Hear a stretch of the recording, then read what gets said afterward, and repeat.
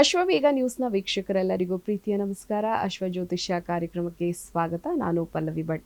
ವೀಕ್ಷಕರೇ, ಇವತ್ತಿನ ಕಾರ್ಯಕ್ರಮದಲ್ಲಿ ಪಂಚಾಂಗ ಭವಿಷ್ಯ, ರಾಶಿ ಭವಿಷ್ಯಗಳ ಫಲಾಫಲ ಯಾವ ರೀತಿಯಾಗಿರುತ್ತೆ, ಹಾಗೆಯೇ ಧಾರ್ಮಿಕ ಚಿಂತನೆಗಳಿಗೆ ಸಂಬಂಧಪಟ್ಟಂತೆ ಶುಕ್ರವಾರ ಇಂದು ಅಮಾವಾಸ್ಯೆ ಆಗಿರೋದ್ರಿಂದ ಲಕ್ಷ್ಮೀ ದೇವಿಯನ್ನ ಆರಾಧನೆ ಮಾಡೋದು ಯಾಕೆ, ಲಕ್ಷ್ಮೀ ಪೂಜೆಯನ್ನ ಆ ದಿನ ಯಾಕೆ ಮಾಡ್ತಾರೆ ಅನ್ನುವಂತಹ ವಿಶೇಷತೆಯ ಬಗ್ಗೆ ಸಾಕಷ್ಟು ಮಾಹಿತಿಯನ್ನು ತಿಳಿಸಿಕೊಡೋದಕ್ಕೆ ಇವತ್ತಿನ ಕಾರ್ಯಕ್ರಮದಲ್ಲಿ ನಮ್ಮ ಜೊತೆಗೆ ಭಾಗವಹಿಸ್ತಾ ಇದ್ದಾರೆ ಧಾರ್ಮಿಕ ಚಿಂತಕರಾದ ವೆಂಕಟರಮಣ ಭಟ್. ಬನ್ನಿ ಅವನ ಕಾರ್ಯಕ್ರಮಕ್ಕೆ ಬರಮಾಡಿಕೊಳ್ಳೋಣ.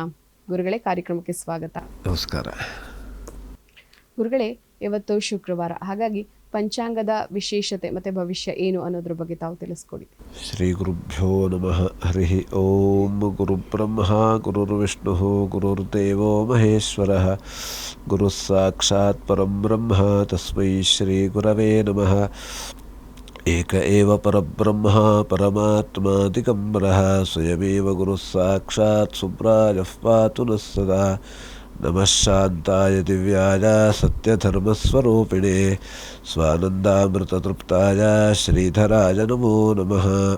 ಶ್ರೀಮದ್ ಗಂಗಾಧರೇಂದ್ರ ಸರಸ್ವತಿ ಮಹಾಸ್ವಾಮಿಗಳವರ ಪಾದಪದ್ಮಗಳಲ್ಲಿ ಶಿರಸಾಷ್ಟಾಂಗವಾಗಿ ಭಕ್ತಿಪೂರ್ವಕವಾಗಿ ನಮಸ್ಕರಿಸುತ್ತಾ, ಶ್ರೀ ಕ್ರೋಧಿನಾಮ ಸಂವತ್ಸರ ದಕ್ಷಿಣಾಯನ ಗ್ರೀಷ್ಮ ಋತು ಜ್ಯೇಷ್ಠ ಮಾಸ ಕೃಷ್ಣ ಪಕ್ಷ ಅಮಾವಾಸ್ಯಾ ತಿಥಿ ಶುಕ್ರವಾರ, ಆರಿದ್ರಾ ನಕ್ಷತ್ರ, ಧ್ರುವನಾಮ ಯೋಗ, ಚತುಷ್ಪಾತ್ ಕರ್ಣ. ಇದು ಇವತ್ತಿನ ಪಂಚಾಂಗ. ಸರಿ ಗುರುಗಳೇ, ಇವತ್ತಿನ ಪಂಚಾಂಗವನ್ನು ತಾವು ತಿಳಿಸ್ಕೊಟ್ಟಿದ್ದೀರಾ. ಹಾಗೆಯೇ ದ್ವಾದಶ ರಾಶಿಗಳನ್ನು ಕೇಳುವಂತಹ ಸಮಯ ಆಗಿದೆ. ದ್ವಾದಶ ರಾಶಿಗಳಲ್ಲಿ ಮೊದಲನೆಯ ರಾಶಿಗಳಾದಂತಹ ಮೇಷ, ವೃಷಭ, ಮಿಥುನ, ಹಾಗೆಯೇ ಕರ್ಕಾಟಕ, ಸಿಂಹ, ಕನ್ಯಾ, ಈ ರಾಶಿಗಳ ಫಲಾಫಲ ಯಾವ ರೀತಿಯಾಗಿದೆ, ದೋಷಗಳೇನು ಮತ್ತು ಪರಿಹಾರಗಳೇನು, ಇದನ್ನು ತಿಳಿಸ್ಕೊಡಿ ಗುರುಗಳೇ. ಶ್ರೀ ಗುರುಭ್ಯೋ ನಮಃ. ಓಂ ಪ್ರವಃ ಶುಕ್ರಾಯ ಭಾನವೇ ಭರಧ್ವಂ ಹವ್ಯಂ ಮತಿಂಚಾಗ್ನಯೇ ಸುಪೂತಂ ಯೋ ದೈವ್ಯಾನಿ ಮಾನುಷಾ ಜನೋ ಗುಂಷೀ ಅಂತರ್ವಿಶ್ವಾನಿ ವಿದ್ಮನಾ ಜಿಗಾತಿ ಇಂದ್ರಾಣಿ ಮಾಸು ನಾರಿಷು ಸುಪತ್ನಿ ಮಹಮಶ್ರವಂ ನಹ್ಯಸ್ಯಾ ಅಪರಂಚನ ಜರಸಾಮರತೆ ಪತಿಃ ಇಂದ್ರಂ ವೋ ವಿಶ್ವತಸ್ಪರಿ ಹವಾಮಹೇ ಜನೇಭ್ಯಃ ಅಸ್ಮಾಕಮಸ್ತು ಕೇವಲಃ. ಇದು ಇವತ್ತಿನ ದಿವಸ ನಾವು ಹೇಳುವಂತಹ ಮಂತ್ರ, ಕೇಳುವಂತಹ ಮಂತ್ರ.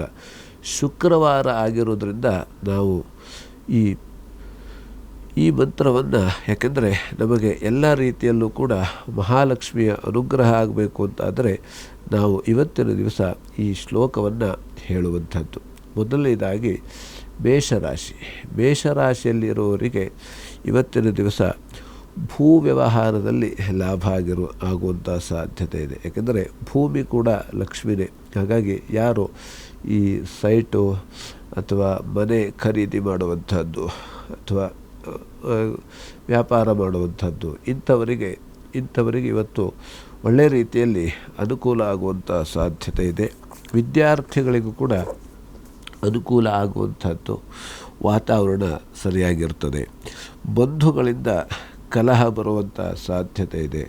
ನಾವು ಏನೋ ಹೇಳಿರ್ತೇವೆ ಅವ್ರ ಹತ್ರ, ಆದ್ದರಿಂದ ನಾವು ಒಂದು ಹೇಳಿದ್ರೆ ಅದು ಅವರು ತಿಳ್ಕೊಳ್ಳೋದು ಮತ್ತೊಂದು ಆಗಿಬಿಡ್ತದೆ. ಹಾಗಾಗಿ ಅದರಿಂದಲೂ ಕೂಡ ಸುಮ್ಮನೆ ಕಲಹ ಆಗುವಂಥ ಸಾಧ್ಯತೆ ಇರ್ತದೆ. ಕೃಷಿ ಕ್ಷೇತ್ರದಲ್ಲಿ ತೊಂದರೆ ಆಗುವಂಥ ಸಾಧ್ಯತೆ ಇದೆ. ದುರ್ಗಾ ಕವಚವನ್ನು ಪಠಿಸುವುದರಿಂದ ಎಲ್ಲ ರೀತಿಯಲ್ಲಿ ಅನುಕೂಲ ಆಗ್ತದೆ. ಇನ್ನು ವೃಷಭ ರಾಶಿಯಲ್ಲಿರೋರಿಗೆ ಧನಲಾಭ ಆಗುವಂಥ ಸಾಧ್ಯತೆ ಇದೆ. ಗುರು ಹಿರಿಯರ ಆಶೀರ್ವಾದ ಇವತ್ತಿನ ದಿವಸ ಎಲ್ಲ ರೀತಿಯಲ್ಲಿ ಇರುವಂಥದ್ದು. ಸಹೋದರರಲ್ಲಿ ಕಲಹ ಆಗುವಂಥ ಸಾಧ್ಯತೆ ಇದೆ. ಯಾವುದೇ ರೀತಿಯಲ್ಲಿ ಏನೋ ನಾವು ಹೇಳಿರ್ತೇವೆ, ಕೇಳಿರ್ತೇವೆ, ಅದರಿಂದ ಅವರಿಗೆ ಬೇಜಾರಾಗುವಂಥ ಸಾಧ್ಯತೆ ಇರ್ತದೆ. ಹಾಗಾಗಿ ಆದಷ್ಟು ನಾವು ಜಾಗ್ರತೆಯಿಂದ ಕೆಲಸವನ್ನು ಮಾಡತಕ್ಕಂಥದ್ದು ತುಂಬ ಉತ್ತಮ. ಇನ್ನು ಪ್ರಯಾಣದಲ್ಲಿ ತೊಂದರೆ ಆಗುವಂಥ ಸಾಧ್ಯತೆ ಇದೆ. ನಾವು ಯಾವುದೇ ದೂರ ಪ್ರಯಾಣ ಅಥವಾ ಹತ್ತಿರ ಪ್ರಯಾಣ ಎಲ್ಲ ರೀತಿಯಲ್ಲೂ ಕೂಡ ತೊಂದರೆ ಆಗುವಂಥ ಸಾಧ್ಯತೆ ಇದೆ.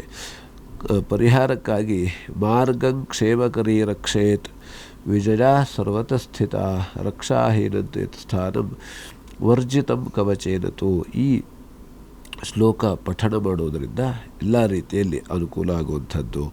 ಇನ್ನು ಮಿಥುನ ರಾಶಿಯಲ್ಲಿರುವವರಿಗೆ ಆರೋಗ್ಯದಲ್ಲಿ ಸುಧಾರಣೆ ಆಗುವಂಥ ಸಾಧ್ಯತೆ ಇದೆ. ಪೂಜೆಯಲ್ಲಿ ಭಾಗಿಯಾಗುವಂಥ ಸಾಧ್ಯತೆ ಇದೆ. ಎದೆ ನೋವು ಕಾಣಿಸ್ಕೊಳ್ಳುವಂಥ ಸಾಧ್ಯತೆ ಇದೆ. ಹಾಗಾಗಿ ನಾವೇನು ಭಯಪಡಬೇಕಾದ್ದೇನಿಲ್ಲ. ಎದೆ ನೋವು ಸಾಮಾನ್ಯವಾಗಿ ಈಗ ನಾವು ಆಹಾರದ ವ್ಯತ್ಯಯದಿಂದಲೂ ಕೂಡ ಎದೆ ನೋವು ಬರುವಂಥದ್ದು. ಆದಷ್ಟು ಅದಕ್ಕೆ ಏನು ಸಣ್ಣ ಪುಟ್ಟ ಚಿಕಿತ್ಸೆ ಇದ್ದರೆ ಅದಕ್ಕೆ ಚಿಕಿತ್ಸೆಯನ್ನು ನಾವು ಪಡೆದುಕೊಳ್ಳುವಂಥದ್ದು. ಇನ್ನು ಕೆಲಸಗಾರರಲ್ಲಿ ಕಲಹ ಆಗುವಂಥ ಸಾಧ್ಯತೆ ಇದೆ. ಏನೋ ಅವರು ನಮ್ಮ ಮನೆಗೆ ಬಂದಿರ್ತಾರೆ, ಅಥವಾ ಯಾವುದೇ ಜಮೀನಿಗೋ ಅಥವಾ ಇನ್ಯಾವುದೋ ನಾವು ಮಾಡುವಂಥ ಸ್ಥಳದಲ್ಲಿ ಬಂದಿರ್ತಾರೆ ಅವರು.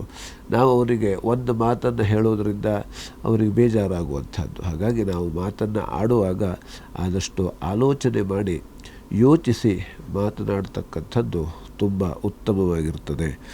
ಹಾಗಾಗಿ ಧನ್ವಂತರಿ ಪ್ರಾರ್ಥನೆ ಮಾಡುವುದರಿಂದ ಎಲ್ಲ ರೀತಿಯಲ್ಲಿ ಅನುಕೂಲ ಆಗುವಂಥದ್ದು.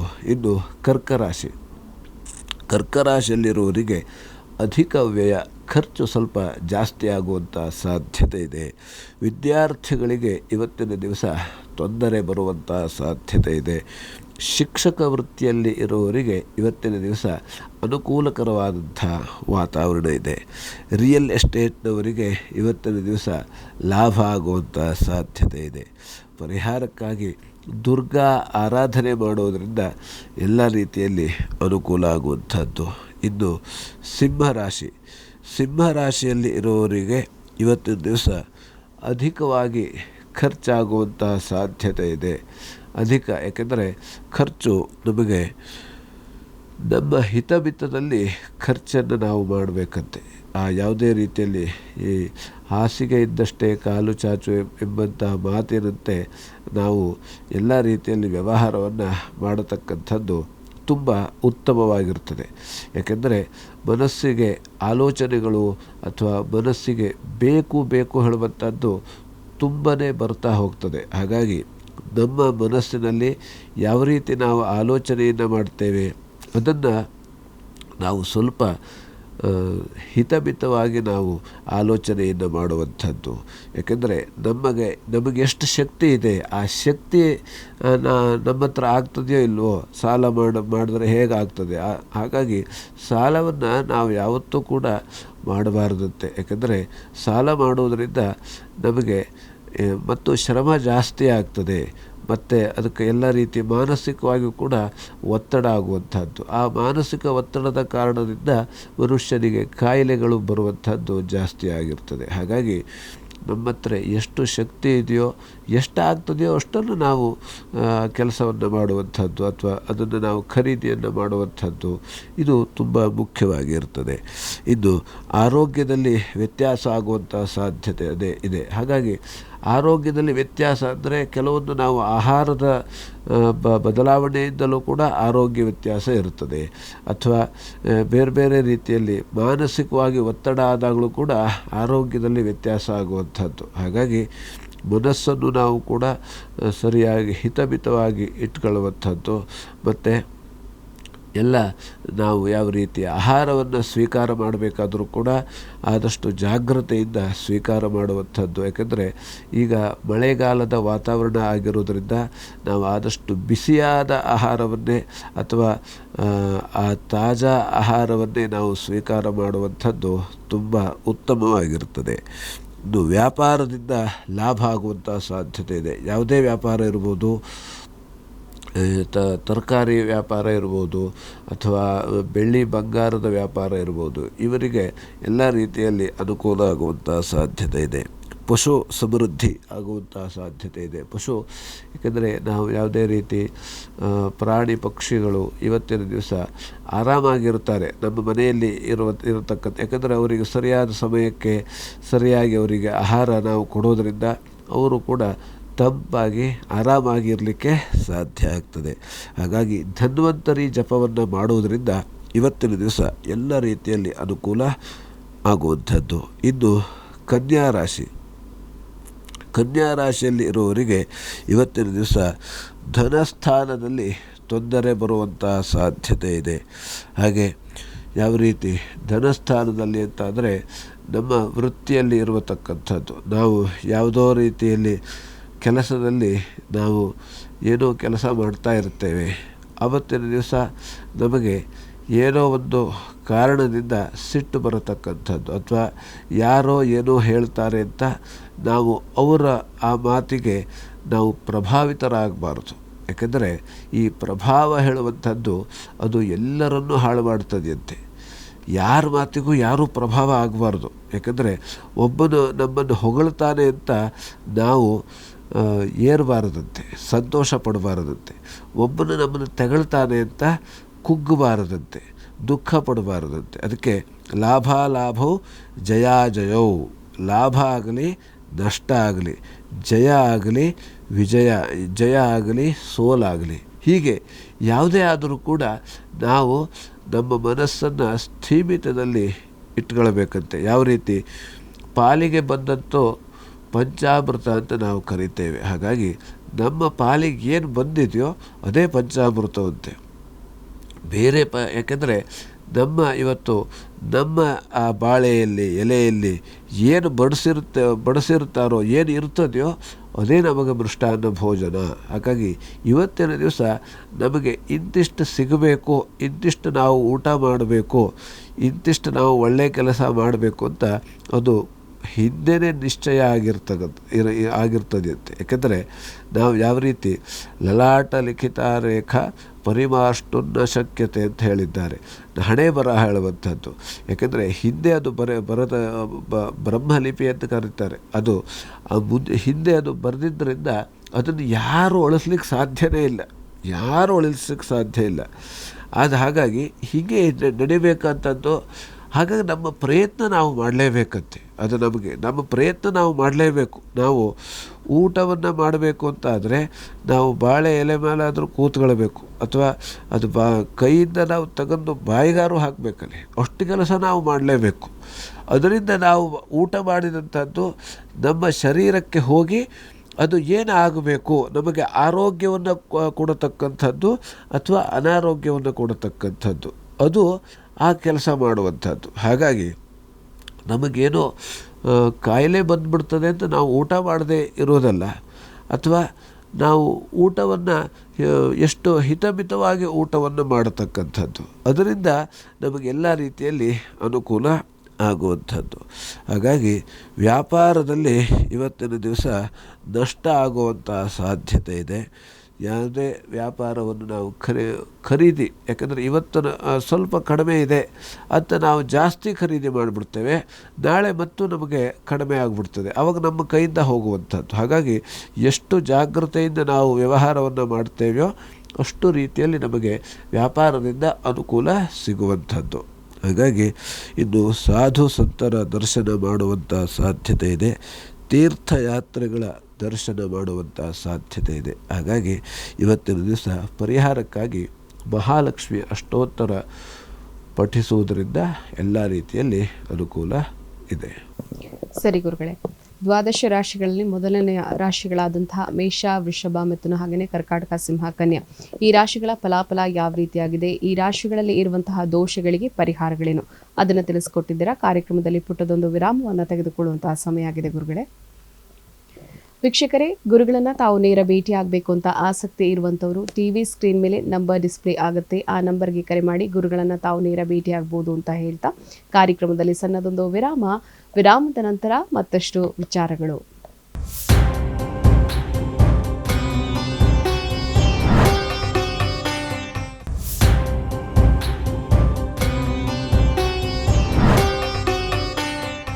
ವಿರಾಮದ ನಂತರ ಅಶ್ವಜ್ಯೋತಿಷ್ಯ ಕಾರ್ಯಕ್ರಮಕ್ಕೆ ಮತ್ತೊಮ್ಮೆ ಸ್ವಾಗತ ವೀಕ್ಷಕರೇ. ಗುರುಗಳೇ, ಇವತ್ತು ಶುಕ್ರವಾರ, ಅದರಲ್ಲೂ ಅಮಾವಾಸ್ಯೆ. ಈ ಅಮಾವಾಸ್ಯೆಯ ದಿನ ನಾವು ಕೆಲವೊಂದು ಕಾರ್ಯಗಳನ್ನು ಮಾಡೋದಿಲ್ಲ, ಆದರೂ ಕೂಡ ಲಕ್ಷ್ಮೀ ದೇವಿಯ ಆರಾಧನೆಯನ್ನು ಮಾಡುವಂಥದ್ದು ಬಹಳ ವಿಶೇಷ. ಸಾಕಷ್ಟು ಜನರು ಲಕ್ಷ್ಮೀ ದೇವಿಯ ಆರಾಧನೆಯನ್ನು ಮಾಡ್ತಾರೆ, ಪೂಜೆಯನ್ನು ಮಾಡ್ತಾರೆ, ಲಕ್ಷ್ಮೀ ದೇವಿಯನ್ನು ಒಲಿಸಿಕೊಳ್ಳೋದಕ್ಕೆ ಸಾಕಷ್ಟು ಪ್ರಯತ್ನವನ್ನು ಮಾಡ್ತಾರೆ. ಆ ಒಂದು ಪೂಜೆಯನ್ನು ಮಾಡೋದು ಹೇಗೆ, ಅದರ ವಿಧಾನ ಹೇಗೆ, ಅದರ ಬಗ್ಗೆ ತಾವು ತಿಳಿಸ್ಕೊಡಿ ಗುರುಗಳೇ. ಶ್ರೀ ಗುರುಭ್ಯೋ ನಮಃ. ಇವತ್ತಿನ ದಿವಸ ಅಮಾವಾಸ್ಯೆ ಆಗಿರೋದರಿಂದ ಮಹಾಲಕ್ಷ್ಮಿಯ ಪೂಜೆ ತುಂಬ ಶ್ರೇಷ್ಠವಾದದ್ದು. ಉತ್ತಮವಾದದ್ದು. ಏಕೆಂದರೆ ಯಾವತ್ತೂ ಕೂಡ ನಾವು ಮಹಾಲಕ್ಷ್ಮಿಯ ಪೂಜೆಯನ್ನು ಮಾಡಬೇಕಾದ್ರೆ ಅಮಾವಾಸ್ಯೆ ದಿವಸಲೇ ಪೂಜೆ ಮಾಡಬೇಕಂತೆ. ಮತ್ತು ಶುಕ್ರವಾರ ವಿಶೇಷವಾಗಿ ನಮಗೆ ಎರಡೂ ಒಟ್ಟಿಗೆ ಬಂದ್ಬಿಟ್ಟದೆ, ಶುಕ್ರವಾರನೂ ಹೌದು ಅಮಾವಾಸ್ಯೆನೂ ಹೌದು. ಯಾಕೆಂದರೆ ಇದು ತುಂಬ ಮುಖ್ಯವಾದದ್ದು, ತುಂಬ ವಿಶೇಷ ಇದು. ಯಾವ ರೀತಿ ನಮಗೆ ಈ ವಾಹನವನ್ನು ಖರೀದಿ ಮಾಡಲಿಕ್ಕೆ ಶುಕ್ರವಾರ ನಾವು ಖರೀದಿ ಮಾಡ್ಬೋದು. ಹಾಗೆ ಇವತ್ತಿನ ದಿವಸ ಅಮಾವಾಸ್ಯೆ ದಿವಸನೂ ವಾಹನ ಖರೀದಿ ಮಾಡಬೇಕಂತೆ. ನಾವು ಯಾವುದಾದ್ರೂ ಹೊಸತಾಗಿ ವಾಹನ ಖರೀದಿ ಮಾಡ್ತೇವೆ ಅಂತಾದರೆ ಅಮಾವಾಸ್ಯೆ ದಿವಸದಲ್ಲೇ ನಾವು ಖರೀದಿ ಮಾಡುವಂಥದ್ದು, ಮತ್ತು ಅಮಾವಾಸ್ಯೆ ದಿನವೇ ನಾವು ಪೂಜೆ ಮಾಡುವಂಥದ್ದು. ಹಾಗಾಗಿ ಅದಕ್ಕೆ ನಾವು ಶುಕ್ರವಾರದ ಪೂಜೆಯ ವೇಳೆಗೆ ಅಷ್ಟಲಕ್ಷ್ಮಿಯ ನಾವು ಸ್ತೋತ್ರ ಮಾಡಬೇಕಾದ್ರೆ, ಪೂಜೆ ಮಾಡಬೇಕಾದ್ರೆ ಶುಕ್ರವಾರದಲ್ಲೇ ನಾವು ಪೂಜೆ ಮಾಡಬೇಕು. ಯಾವ ರೀತಿ ಅಷ್ಟಲಕ್ಷ್ಮಿಯರ ಪ್ರಸಾದದಿಂದ ನಮಗೆ ಏನೇ ದುಃಖ ದಾರಿದ್ರ್ಯ ಇದ್ದರೂ ಕೂಡ ಅವರು ಲಕ್ಷ್ಮಿ ಪೂಜೆ ಮಾಡುವುದರಿಂದ ನಮಗೆ ಎಲ್ಲ ರೀತಿಯಲ್ಲಿ ಅನುಕೂಲ ಆಗುವಂಥದ್ದು. ಯಾಕೆಂದರೆ ಮಹಾಲಕ್ಷ್ಮಿಯ ಪೂಜೆಯನ್ನು ನಾವು ಯಾಕೆ ಮಾಡಬೇಕು ಅಂತ ಅಂದರೆ ನಮಗೆ ಲಕ್ಷ್ಮಿ ವೃದ್ಧಿಯಾಗಲಿ ಅಭಿವೃದ್ಧಿಯಾಗಲಿ. ಯಾಕೆಂದರೆ ನಾವು ಈ ಭೂಮಿ ಮೇಲೆ ಇರಬೇಕು ಆದರೆ ನಮಗೆ ಮಹಾಲಕ್ಷ್ಮಿ ಅನುಗ್ರಹ ಬೇಕೇ ಬೇಕು. ಈಗ ಇವತ್ತಿನ ಈ ಜಗತ್ತಿನಲ್ಲಿ ಏನೂ ಇಲ್ಲ, ಆ ಸಂಪತ್ತಿಲ್ಲ ಅಂದರೆ ಅವನಿಗೆ ಬದುಕಲಿಕ್ಕೆ ಆಗೋದಿಲ್ಲ, ಆ ರೀತಿ ಆಗಿಬಿಟ್ಟಿದೆ. ಯಾಕೆಂದರೆ ಹಿಂದೆಲ್ಲ ಇಷ್ಟು ಇರಲಿಲ್ಲಾಗಿತ್ತು, ಆದರೆ ಇವಾಗ ಈ ಥರ ಆಗಿಬಿಟ್ಟಿದೆ. ಯಾಕೆಂದರೆ ಹಾಗಾಗಿ ನಾವು ಮಹಾಲಕ್ಷ್ಮಿಯ ಅನುಗ್ರಹ ನಮಗೆಲ್ಲರಿಗೂ ಕೂಡ ಈ ಭೂಮಿ ಮೇಲೆ ಯಾರ್ಯಾರು ಇದ್ದಾರೋ ಮನುಷ್ಯರು, ಎಲ್ಲ ಮನುಷ್ಯರಿಗೂ ಕೂಡ ಈ ಮಹಾಲಕ್ಷ್ಮಿಯ ಅನುಗ್ರಹ ಹೇಳುವಂಥದ್ದು ಬೇಕೇ ಬೇಕು. ಹಾಗಾಗಿ ನಾವು ಏನು ಮಾಡಬೇಕು ಅಂತಾದರೆ ಸಾಯಂಕಾಲದಲ್ಲಿ ಆ ಗೋಧೂಳಿ ಮುಹೂರ್ತದಲ್ಲಿ ನಾವು ಮಹಾಲಕ್ಷ್ಮಿಯ ಪೂಜೆಯನ್ನು ಮಾಡುವಂಥದ್ದು. ಶ್ರೀ ಸೂಕ್ತ ಪಾರಾಯಣ ಅಂತ ಇದೆ, ಶ್ರೀ ಸೂಕ್ತ ಪಾರಾಯಣವನ್ನು ಮಾಡುವಂಥದ್ದು ಅಥವಾ ಶ್ರೀ ಸೂಕ್ತ ಪಾರಾಯಣವನ್ನು ಮಾಡಿಸುವಂಥದ್ದು. ಅದಕ್ಕೆ ಊರ್ಧ್ವಜ ಷಂಚತುಷ್ಪದೇ, ಯಾವ ರೀತಿ ಎಲ್ಲರಿಗೂ ಕೂಡ ಒಳ್ಳೆಯದಾಗಲಿ ಅಂತ ಅದು ಹೇಳ್ತದೆ. ಹಾಗೆ ನಮ್ಮಲ್ಲಿ ಇರತಕ್ಕಂಥ ಮದ ಮಾತ್ಸರ್ಯಗಳನ್ನು ಆ ಮಹಾಲಕ್ಷ್ಮಿಯ ಪೂಜೆಯಿಂದ ಅವೆಲ್ಲವೂ ಕೂಡ ಹೋಗ್ತಾವಂತೆ. ಯಾಕೆಂದರೆ ನಾವು ಮಹಾಲಕ್ಷ್ಮಿಯ ಪೂಜೆಯನ್ನು ಮಾಡಬೇಕು ಅಂತಾದರೆ ನಾವು ಆ ಮಹಾಲಕ್ಷ್ಮಿಯಾಗಿ ಮಹಾಲಕ್ಷ್ಮಿಯ ಪೂಜೆಯನ್ನು ಮಾಡಬೇಕಂತೆ. ಮಹಾಲಕ್ಷ್ಮಿಯಾಗಿ ಅಂದರೆ ಹೇಗೆ ಮಹಾಲಕ್ಷ್ಮಿ ಆಗಬೇಕು ಅಂತಂದರೆ ನಮ್ಮಲ್ಲಿ ಇರತಕ್ಕಂಥ 6 ವೈರಿಗಳನ್ನು ಅವ್ರನ್ನ ಹೊರಗಡೆ ಕಳಿಸಿ ಅವ್ರು ಯಾರು, ಯಾಕಂದರೆ ವೈರಿಗಳಿದ್ದರೆ ನಮಗೆ ಏನೂ ಕೆಲಸ ಮಾಡಲಿಕ್ಕೆ ಆಗೋದಿಲ್ಲ. ಹೀಗೆ ಕಾಮ, ಕ್ರೋಧ, ಲೋಭ, ಮೋಹ, ಮದ, ಮಾತ್ಸರ್ಯ ಇದೆಲ್ಲ ಈ ವೈರಿಗಳನ್ನು ಬಿಟ್ಟು ಆ ವೈರಿಗಳನ್ನು ಕಳಿಸಿ ನಾವು ಮಹಾಲಕ್ಷ್ಮಿಯ ಪೂಜೆಯನ್ನು ಮಾಡಬೇಕಂತೆ. ಆವಾಗ ನಮಗೆ ಮಹಾಲಕ್ಷ್ಮಿ ಅನುಗ್ರಹ ಆಗ್ತದೆ ಹೇಳಾಯಿತು.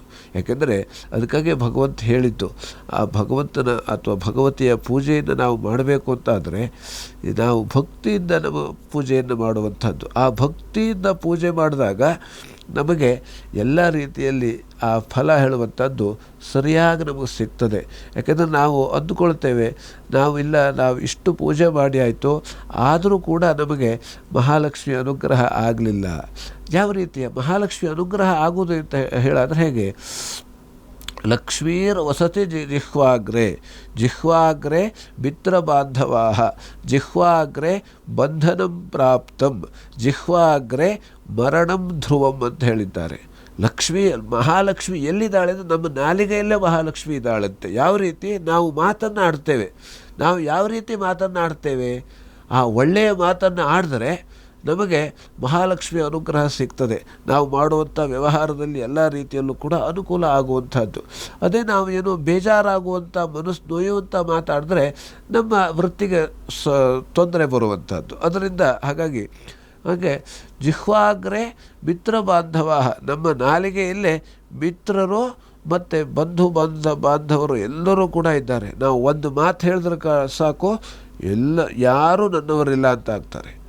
ನಾವು ಒಂದು ಮಾತು ಹೇಳಿದ್ರೆ ಸಾಕು, ಎಲ್ಲರೂ ನನ್ನವರೇ ಆಗ್ತಾರೆ. ಹಾಗೆ ಆ ಮಹಾಲಕ್ಷ್ಮಿಯ ಅನುಗ್ರಹ. ಹಾಗೆ ಜಿಹ್ವಾಗ್ರೆ ಬಂಧನಂ ಪ್ರಾಪ್ತಂ, ಹಾಗೆ ನಾವು ನಮ್ಮ ನಾಲಿಗೆಯಲ್ಲೇ ಇದ್ದಾವೆ. ಒಂದು ಮಾತಾಡೋ ಸಾಕು ನಾವು ಕೂಡ ಬಂಧನಕ್ಕೆ ಒಳಗಾಗ್ತೇವೆ, ನಮ್ಮನ್ನು ಬಂಧಿಸ್ತಾರೆ. ಹಾಗೆ ಒಂದು ಮಾತು ಹೇಳಿದ್ರೆ ಸಾಕು, ಮರಣಂ ಧ್ರುವಂ.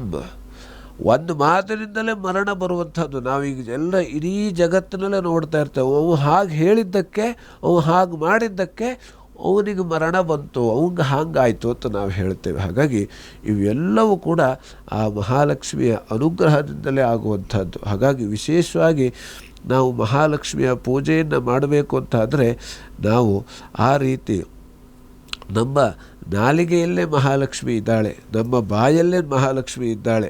ಹಾಗಾಗಿ ಆ ಮಹಾಲಕ್ಷ್ಮಿಯನ್ನು ನಮ್ಮಲ್ಲೇ ಇರತಕ್ಕಂಥ ಮಹಾಲಕ್ಷ್ಮಿಯನ್ನು ನಾವು ಗುರುತಿಸಿಕೊಂಡು ನಾವು ಅದರಲ್ಲಿ ಅನುಕರಣೆಯನ್ನು ಮಾಡುವಂಥದ್ದು ತುಂಬ ಮುಖ್ಯವಾಗಿ ಇರ್ತದೆ. ಹಾಗಾಗಿ ಆದಷ್ಟು ನಾವು ಭಕ್ತಿಯಿಂದ ಶ್ರದ್ಧೆಯಿಂದ ಸಾಯಂಕಾಲದ ವೇಳೆಯಲ್ಲಿ ಮಹಾಲಕ್ಷ್ಮಿಯ ಪೂಜೆಯನ್ನು ಮಾಡತಕ್ಕಂಥದ್ದು ತುಂಬ ಉತ್ತಮವಾಗಿ ಇರ್ತದೆ. ಸರಿ ಗುರುಗಳೇ, ಇವತ್ತು ಶುಕ್ರವಾರ, ಅದರಲ್ಲೂ ಅಮಾವಾಸ್ಯೆ ಮತ್ತು ಲಕ್ಷ್ಮೀ ಆರಾಧನೆಯನ್ನು ಹೇಗೆ ಮಾಡಬೇಕು, ಗೋಧೂಳಿ ಸಮಯದಲ್ಲಿ ಲಕ್ಷ್ಮೀ ಪೂಜೆಯನ್ನು ಮಾಡೋದು ಹೇಗೆ, ಅದನ್ನು ಮಾಡೋದ್ರಿಂದ ಯಾವೆಲ್ಲ ಫಲಾಫಲಗಳನ್ನ ಪಡೆಯುವುದು, ಅದನ್ನು ತಾವು ತಿಳಿಸ್ಕೊಟ್ಟಿದ್ದೀರಾ. ಹಾಗೆಯೇ ಉಳಿದಂತಹ 6 ರಾಶಿಗಳಾದಂತಹ ತುಲಾ, ವೃಶ್ಚಿಕ, ಧನುಸು, ಮಕರ, ಕುಂಭ, ಮೀನ, ಈ ರಾಶಿಗಳ ಫಲಾಫಲ ಯಾವ ರೀತಿಯಾಗಿದೆ, ದೋಷಗಳೇನು ಮತ್ತು ಪರಿಹಾರಗಳೇನು, ಇದನ್ನು ತಾವು ತಿಳಿಸ್ಕೊಡಿ ಗುರುಗಳೇ. ಇನ್ನು ತುಲಾ ರಾಶಿಯಲ್ಲಿ ಇರುವವರಿಗೆ ಇವತ್ತಿನ ದಿವಸ ವೃತ್ತಿಯಲ್ಲಿ ಕಿರಿಕಿರಿ ಆಗುವಂಥ ಸಾಧ್ಯತೆ ಇರ್ತದೆ. ನೀರಿನಿಂದ ತೊಂದರೆ ಬರುವಂಥದ್ದು, ಹಾಗೆ ಗುರು ಹಿರಿಯರ ಆಶೀರ್ವಾದ ಇವತ್ತಿನ ದಿವಸ ಸಿಗ್ತದೆ. ಜಪ ತಪಗಳಲ್ಲಿ ಭಾಗಿಯಾಗುವಂಥ ಸಾಧ್ಯತೆ ಇದೆ. ದುರ್ಗಾ ಸೂಕ್ತ ಪಾರಾಯಣ ಮಾಡೋದರಿಂದ ಎಲ್ಲ ರೀತಿಯಲ್ಲಿ ಅನುಕೂಲ ಆಗುವಂಥದ್ದು. ಇನ್ನು ವೃಶ್ಚಿಕ ರಾಶಿಯಲ್ಲಿರೋರಿಗೆ ಬೆಟ್ಟ ಗುಡ್ಡಗಳಲ್ಲಿ ತೊಂದರೆ ಆಗುವಂಥ ಸಾಧ್ಯತೆ ಇದೆ. ಶತ್ರುಗಳಿಂದ ತೊಂದರೆ ಆಗುವಂಥ ಸಾಧ್ಯತೆ ಇದೆ. ತೀರ್ಥಯಾತ್ರೆಯಲ್ಲಿ ತೊಂದರೆ ಆಗುವಂಥ ಸಾಧ್ಯತೆ ಇದೆ. ಗೋ ಸೇವೆ ಮಾಡುವುದರಿಂದ ಎಲ್ಲ ರೀತಿಯಲ್ಲಿ ಅನುಕೂಲ ಆಗುವಂಥದ್ದು. ಇನ್ನು ಧನುರಾಶಿಯಲ್ಲಿರೋರಿಗೆ ದೂರ ಪ್ರಯಾಣ ಮಾಡುವಂಥ ಸಾಧ್ಯತೆ ಇದೆ. ಹೆಂಡತಿಯಿಂದ ಸಹಕಾರ ಹೇಳುವಂಥದ್ದು ಇವತ್ತು ಸಿಗ್ತದೆ. ವ್ಯಾಪಾರದಲ್ಲಿ ಅನುಕೂಲ ಆಗುವಂಥದ್ದು. ಶತ್ರುವಿನಿಂದ ಇವತ್ತಿನ ದಿವಸ ತೊಂದರೆ ಆಗುವಂಥ ಸಾಧ್ಯತೆ ಇದೆ. ಔದುಂಬರ ಪ್ರದಕ್ಷಿಣೆ ಮಾಡುವುದರಿಂದ ಇವತ್ತಿನ ದಿವಸ ಎಲ್ಲ ರೀತಿಯಲ್ಲಿ ಅನುಕೂಲ ಆಗುವಂಥದ್ದು. ಇನ್ನು ಮಕರ ರಾಶಿಯಲ್ಲಿರುವವರಿಗೆ ಶತ್ರುವಿನಿಂದ ತೊಂದರೆ ಆಗುವಂಥ ಸಾಧ್ಯತೆ ಇದೆ. ಯಾಕೆಂದರೆ ಶತ್ರುಗಳು ನಮ್ಮ ಒಳಗೂ ಇದ್ದಾರೆ, ಹೊರಗೂ ಇದ್ದಾರೆ. ಆದಷ್ಟು ಒಳಗಡೆ ಇರತಕ್ಕಂಥ ಶತ್ರುಗಳನ್ನು ನಾವು ಯಾವ ರೀತಿಯಲ್ಲಿ ಅವರನ್ನು ನಿಗ್ರಹಿಸಬೇಕು, ಹೊರಗಡೆ ಇರತಕ್ಕಂತಹ ಶತ್ರುಗಳನ್ನು ಯಾವ ರೀತಿ ನಾವು ಎದುರಿಸಬೇಕು, ಇದೆಲ್ಲವೂ ಕೂಡ ಮುಖ್ಯವಾಗಿರುತ್ತದೆ. ಹಾಗಾಗಿ ಒಳಗಡೆ ಇರತಕ್ಕಂಥ ಶತ್ರುಗಳಿಂದಲೂ ನಮಗೆ ತೊಂದರೆ, ಹೊರಗಡೆ ಇರತಕ್ಕಂಥ ಶತ್ರುಗಳಿಂದಲೂ ಕೂಡ ನಮಗೆ ತೊಂದರೆ ಆಗ್ತದೆ. ಹಾಗಾಗಿ ನಾವು ಆದಷ್ಟು ಹೊರಗಡೆ ಇರತಕ್ಕಂಥ ಶತ್ರುಗಳಿಂದ ನಯವಾಗಿ ನಾವು ಅವರನ್ನು ಮಾತಾಡಿಸ್ಬೇಕಂತೆ. ಆವಾಗ ಅವರನ್ನು ನಾವು ಒಂದು ರೀತಿಯಲ್ಲಿ ಹಿಮ್ಮೆಟ್ಟಿಸಲಿಕ್ಕೆ ಸಾಧ್ಯ ಆಗ್ತದೆ. ಹಾಗಾಗಿ ಎಲ್ಲ ರೀತಿಯಲ್ಲಿ ಇನ್ನು ದೇಹಕ್ಕೆ ಗಾಯ ಆಗಬಹುದು ಅಥವಾ ಹುಣ್ಣುಗಳಾಗುವಂಥ ಸಾಧ್ಯತೆ ಇದೆ. ಹಾಗಾಗಿ ನಾವು ಎಲ್ಲೋ ಹೋಗ್ತಾ ಇರ್ತೇವೆ ಅಥವಾ ಕೆಲಸ ಮಾಡ್ತಾ ಇರ್ತೇವೆ, ಆದಷ್ಟು ಜಾಗ್ರತೆಯಿಂದ ಕೆಲಸ ಮಾಡ್ತಕ್ಕಂಥದ್ದು ತುಂಬ ಉತ್ತಮ. ಏನು ಮರದ ಅಡಿಗೆ ನಾವು ಕೆಲಸ ಮಾಡ್ತಾ ಇರ್ತೇವೆ, ಅಥವಾ ಯಾವುದೋ ಮುಳ್ಳಿನ ಮರ ಇರ್ಬೋದು, ನಿಂಬೆ ಗಿಡ, ಹೀಗೆ ಬೇರೆ ಬೇರೆ ರೀತಿಯೆಲ್ಲ ಮುಳ್ಳಿನ ಮರ ಇರ್ತದೆ. ಅಲ್ಲಿ ನಾವು ಏನೋ ಆಲೋಚನೆ ಮಾಡ್ಕೊಂಡು ಕೆಲಸ ಮಾಡ್ತಾ ಇರ್ತೇವೆ, ಬಗ್ಗಿ ಕೆಲಸ ಮಾಡ್ತಾ ಇರ್ತೇವೆ, ಹೇಳ್ತೇವೆ. ಅದರಿಂದ ನಮ್ಮ ಮೈಗೆ ಆ ಮುಳ್ಳು ತಗುಲುವಂಥದ್ದು ಹೀಗೆಲ್ಲ ಇರ್ತದೆ. ಹಾಗಾಗಿ ಆದಷ್ಟು ನಾವು ಏಕೆಂದರೆ ಎಲ್ಲೋ ಆಲೋಚನೆ ಮಾಡಿಕೊಂಡು ಕೆಲಸ ಮಾಡೋದರಿಂದ ಆ ಕೆಲಸವೂ ಸರಿಯಾಗಿ ಪೂರ್ಣತ್ವವಾಗಿ ಆಗೋದಿಲ್ಲ. ಅದರಿಂದ ನಮ್ಮ ಶರೀರಕ್ಕೂ ತೊಂದರೆ ಆಗುವಂಥ ಸಾಧ್ಯತೆ ಇರ್ತದೆ.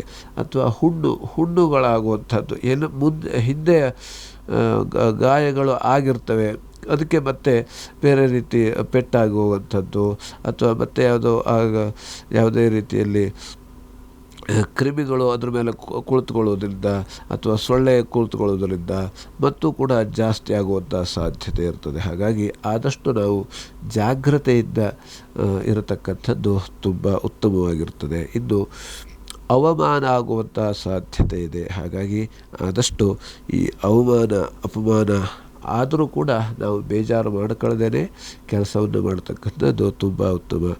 ದೂರ ಪ್ರಯಾಣದಲ್ಲಿ ತೊಂದರೆ ಆಗುವಂಥ ಸಾಧ್ಯತೆ ಇದೆ. ದತ್ತಾತ್ರೇಯ ದರ್ಶನದಿಂದ ಎಲ್ಲ ರೀತಿಯಲ್ಲೂ ಅನುಕೂಲ ಆಗುವಂಥದ್ದು. ಇನ್ನು ಕುಂಭರಾಶಿಯಲ್ಲಿರುವವರಿಗೆ ಮಕ್ಕಳಿಂದ ಸಹಾಯ ಸಿಗುವಂಥದ್ದು, ವಿದ್ಯಾರ್ಥಿಗಳಿಗೆ ಅನುಕೂಲ ಆಗುವಂಥದ್ದು, ದೇವರಲ್ಲಿ ಭಕ್ತಿ ಬರುವಂಥದ್ದು, ಕಳ್ಳಕಾಕರ ಭಯ ಇವತ್ತಿನ ದಿವಸ ಇದೆ. ಹಾಗೆ ಪೆಟ್ಟಿನಿಂದ ಗಾಯ ಆಗುವಂಥ ಸಾಧ್ಯತೆ ಇದೆ. ಪರಿಹಾರಕ್ಕಾಗಿ ಗುರು ಸೇವೆ ಮಾಡೋದರಿಂದ ಎಲ್ಲ ರೀತಿಯಲ್ಲಿ ಅನುಕೂಲ ಆಗುವಂಥದ್ದು. ಇನ್ನು ಮೀನರಾಶಿಯಲ್ಲಿರುವವರಿಗೆ ಬಂಧುಗಳ ಸಹಕಾರ ಸಿಕ್ಕುತ್ತದೆ. ಕೃಷಿ ಕ್ಷೇತ್ರಗಳಲ್ಲಿ ಅನುಕೂಲ ಆಗುವಂಥ ಸಾಧ್ಯತೆ ಇದೆ. ಉದರ ಬಾಧೆ, ಹೊಟ್ಟೆ ನೋವು ಬರುವಂಥ ಸಾಧ್ಯತೆ ಇದೆ. ಧನ್ವಂತರಿ ಪ್ರಾರ್ಥನೆ ಮಾಡುವುದರಿಂದ ಎಲ್ಲ ರೀತಿಯಲ್ಲಿ ಅನುಕೂಲ ಆಗ್ತದೆ. ಸರಿ ಗುರುಗಳೇ, ಇವತ್ತಿನ ಕಾರ್ಯಕ್ರಮದಲ್ಲಿ ಪಂಚಾಂಗ ಭವಿಷ್ಯ, ರಾಶಿ ಭವಿಷ್ಯಗಳ ಫಲಾಫಲ, ಹಾಗೆಯೇ ಶುಕ್ರವಾರ ಅಮಾವಾಸ್ಯೆ ಲಕ್ಷ್ಮೀ ಆರಾಧನೆಯನ್ನು ಮಾಡೋದು ಹೇಗೆ, ಈ ಎಲ್ಲ ವಿಚಾರಗಳ ಬಗ್ಗೆ ತಾವು ತಿಳಿಸ್ಕೊಟ್ಟಿದ್ದೀರಾ. ಕಾರ್ಯಕ್ರಮಕ್ಕೆ ಆಗಮಿಸಿದ್ದಕ್ಕಾಗಿ ಹೃತ್ಪೂರ್ವಕ ಧನ್ಯವಾದ. ನಮಸ್ಕಾರ. ಲೋಕಾಃ ಸಮಸ್ತಾಃ ಸುಖಿನೋ ಭವಂತು, ಸಮಸ್ತ ಸನ್ಮಂಗಳಾನಿ ಭವಂತು. ಎಲ್ಲರಿಗೂ ಕ್ಷೇಮವಾಗಲಿ. ವೀಕ್ಷಕರೇ, ಇವತ್ತು ಶುಕ್ರವಾರ ಲಕ್ಷ್ಮೀ ದೇವಿಯ ಆರಾಧನೆಯನ್ನ ಮಾಡ್ತಾ ಲಕ್ಷ್ಮೀ ದೇವಿಯ ಕೃಪೆಗೆ ನಾವೆಲ್ಲರೂ ಪಾತ್ರರಾಗೋಣ ಅಂತ ಹೇಳ್ತಾ ಇವತ್ತಿನ ಕಾರ್ಯಕ್ರಮ ಇಲ್ಲಿಗೆ ಮುಗಿತಾ ಇದೆ. ನೋಡ್ತಾ ಇರಿ ಅಶ್ವವೇಗ ನ್ಯೂಸ್. ನಮಸ್ಕಾರ.